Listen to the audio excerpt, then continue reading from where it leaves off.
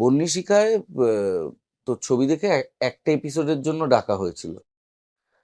তুই শুট করে যাওয়ার পর প্রদ্যুৎদাকে ডেকে শুদ্ধ বাংলায় গালাগালি করেছিলেন এবং বলেছিলেন একে একটা এপিসোডের জন্য ডাকলো কে? তখন বলেছে বুঝতে পারিনি, এ হয়ে গেছে ওই হয়ে গেছে।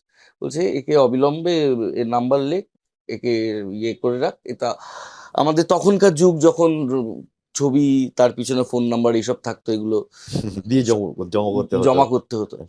তো এই ছেলেটাকে আমার লাগবে। তো অংশটা বলে আমার ভালো লেগেছে, যখন তুই বাবা মা মারা গেছে কথাটা বললি তখন গলাটা কাঁদো কাঁদো করিসনি, এটা আমার ভালো লেগেছে।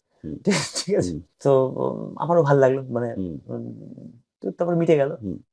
তারপর আমাকে আবার ফেরত করে ডাকলো, ডেকে বললো যে কেউ যদি কখনো জিজ্ঞাসা করে যে তুই কি এই সিরিয়াল আগে কোনো ছোট সিন করেছিলি, তোকে কিন্তু বলতে হবে না, এবং নাই বলে যেতে হবে।